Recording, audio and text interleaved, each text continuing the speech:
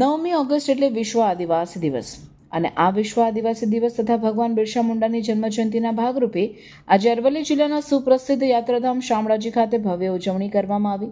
આ કાર્યક્રમની ઉજવણી મંત્રી ભીખુસિંહ પરમારની અધ્યક્ષતામાં કરવામાં આવી. ગુજરાતની ધરતી પર આદિવાસી સમુદાય પોતાની સંસ્કૃતિ, પરંપરાઓ અને જીવનશૈલીને અરવલ્લી પર્વતમાળામાં દાંતાથી ડાંગ સુધી જીવંત રાખ્યું છે. વૈશ્વિક પરિવર્તનો અને સાંસ્કૃતિક આક્રમણો વચ્ચે પણ આદિવાસી બંધુઓએ પોતાની ગરિમાયુક્ત ઓળખને અકબંધ રાખ્યું છે, જે ગુજરાતની શાન છે. આ કાર્યક્રમમાં આદિવાસી સમાજના અતિ વિશિષ્ટ સિદ્ધિ મેળવનાર વિદ્યાર્થીઓ, કલાકારો, રમતવીરોનું સન્માન કરવામાં આવ્યું તેમજ લાભાર્થીને લાભ વિતરણ કરવામાં આવ્યો. આ પ્રસંગમાં ધારાસભ્ય પીસી બરંડા તેમજ અન્ય જિલ્લાના પદાધિકારીઓ અને વહીવટીતંત્રના અધિકારીઓ અને મોટી સંખ્યામાં આજુબાજુ વિસ્તારના આદિવાસી સમાજના લોકો ઉપસ્થિત રહ્યા. આ ઉજવણી ભગવાન બિરસા મુંડાના આદર્શને અનુસરી આદિવાસી સમુદાયના ઉત્થાન માટે પ્રેરણાદાયી બની. શામળાજીના મેળે રમઝણી રે પીંજણીઓ વાગે. શામળાજીના સાનિધ્યમાં અરવલ્લીની ગિરિમાળાઓમાં આ એક સુંદર આદિવાસી લોકનૃત્ય જોઈને સાંભળીને હું ખૂબ ગદગદિત થયો છું, ખૂબ આનંદ થયો. મિત્રો, ભગવાન બિરસા મુંડાની 150મી જન્મ જયંતિ આપણે ઉજવી રહ્યા છીએ. સાથે સાથે આજે રક્ષાબંધન પણ છે. સૌને રક્ષાબંધનની શુભેચ્છાઓ પાઠવું છું. આજના આ કાર્યક્રમમાં ઉપસ્થિત આપણે સૌએ જેમણે હમણાં સાંભળ્યા એવા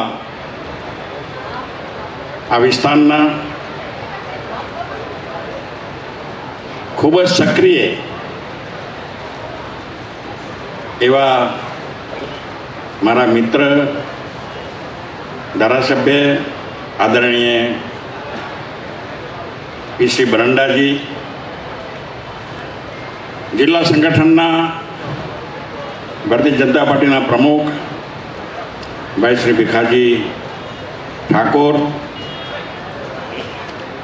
ભિલોડા તાલુકા પંચાયતના પ્રમુખ આદરણીય ધનજીભાઈ, મેઘરજ તાલુકા પંચાયતના પ્રમુખ શ્રી બેન, આરએસી શ્રી મકવાણાજી, નિયામક શ્રી કુચાલાજી, પ્રાયોજના અધિકારી શ્રી સક્સેનાજી, પ્રાંત અધિકારી શ્રી વીબી પટેલજી, જિલ્લા પંચાયત કારોબારી અધ્યક્ષ બેન નીલાબેન મડિયા, અમારે ટિન્ટો જિલ્લા પંચાયત સીટો ચૂંટાયેલા અને મહિલા અને બાળ કલ્યાણ સમિતિના ચેરમેન બેન વીણાબેન, જિલ્લા પંચાયતના અમારા બેન હવે રસિકાબેન, એમને ટિકિટ એ વખતે નિરીક્ષક તરીકે હું જ હતો અને ટિકિટ મેં જ આપેલી એમને, એવા બેન, અમારા જિલ્લા પંચાયતના પૂર્વ બાંધકામ સમિતિના ચેરમેન ભાઈ શ્રી પિન્ટુભાઈ ગાયકવાડ, એટલે ગાયકવાડના એ પોતે નથી પણ એમનું ઉપનામ ગાયકવાડ છે, આમ તો મોડાસાના, ને એમના પિતા જોડે મારા ખૂબ નજીકનો નાતો, અમે જોડે કામ કર્યું છે. ઉપસ્થિત એલાઉન્સર શ્રી, પત્રકાર મિત્રો, વડીલો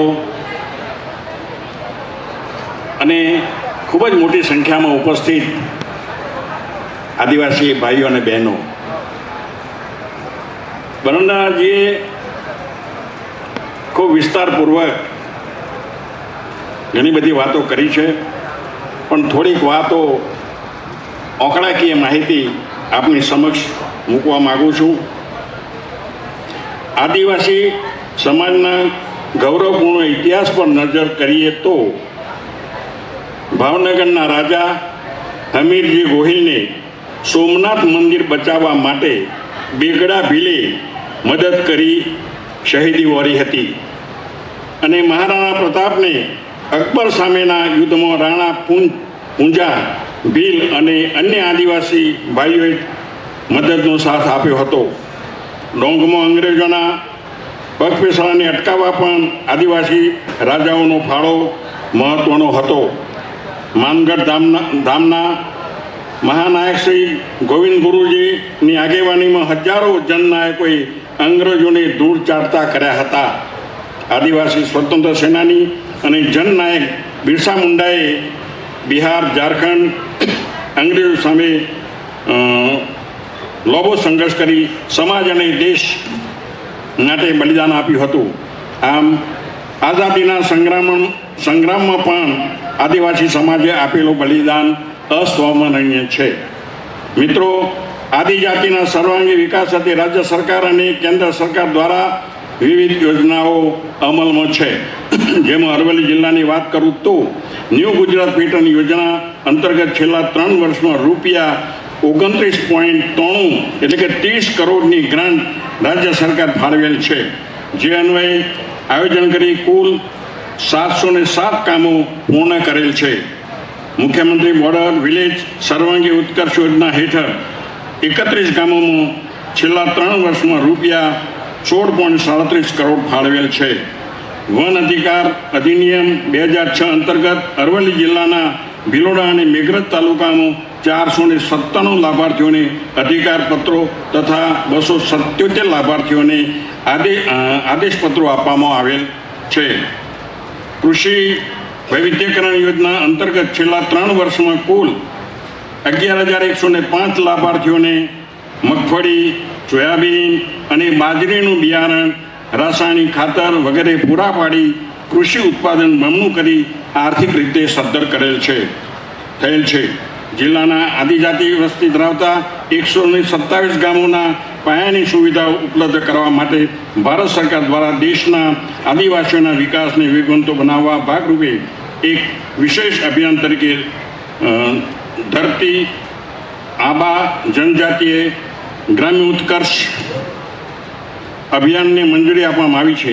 જેના થકી ગામના દરેક આદિજાતિ લોકોને Ayushman card, Aadhaar card, ration card, જાતિના દાખલા, PM, KYC, KCC, Jandhan bank account વગેરે જેવી યોજનાઓનો લાભ આપવા માટેની કામગીરી કરવામાં આવે. જેમાં 24,444 જેટલા આદિજાતિના લાભાર્થીઓને જુદી જુદી યોજનાઓનો લાભાન્વિત કરવામાં આવેલ છે. સંકલિત ડેરી વિકાસ યોજના હેઠળ છેલ્લા 3 વર્ષમાં 678 લાભાર્થીઓને દૂધાળા પશુઓ આપવામાં આવેલ છે. આ યોજના માટે રાજ્ય અને કેન્દ્ર સરકાર દ્વારા રૂપિયા 281.13 લાખ ફાળવેલ છે. વિભાગની વાત કરું તો અરવલ્લી જિલ્લા આદિજાતિના બાળકોને ગુણવત્તાયુક્ત શિક્ષણ પૂરું પાડવાના હેતુ કુલ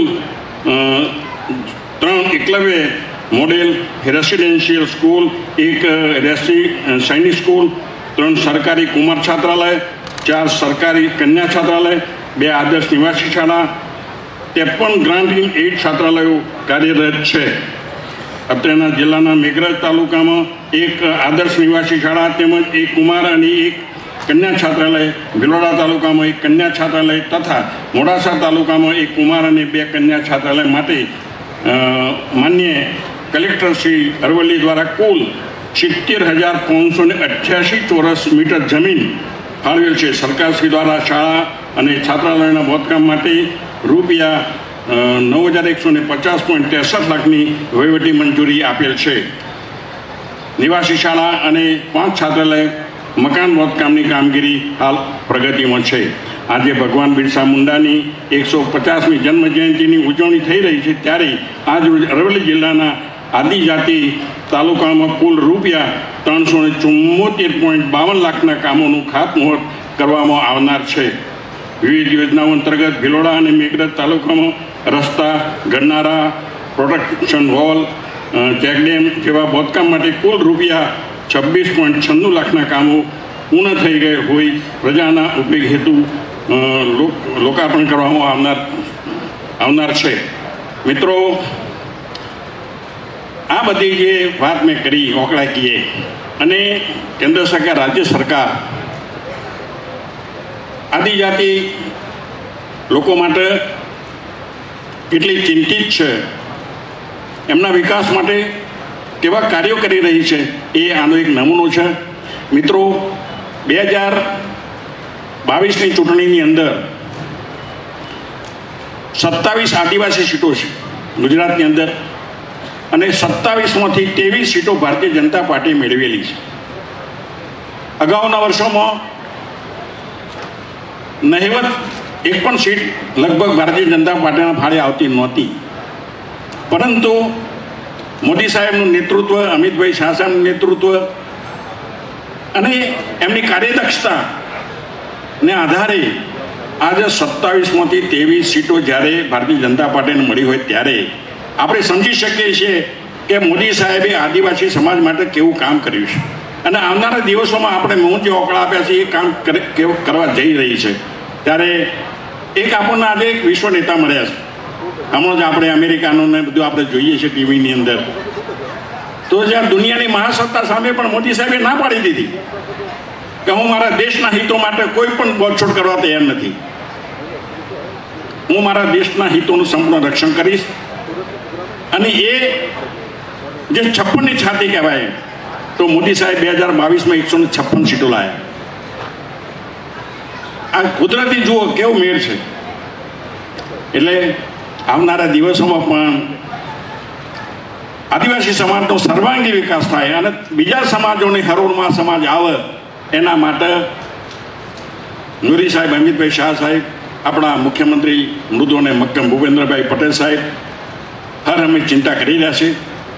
આશા રાખીએ કે હજુ પણ આપણા આદિવાસી સમાજની ઉત્તરોત્તર પ્રગતિ થાય એવી અભ્યર્થના સાથે મારી વાત પૂરી કરું છું. ભારત માતા કી જય, વંદે માતરમ. ખૂબ ખૂબ આભાર સર આપનો.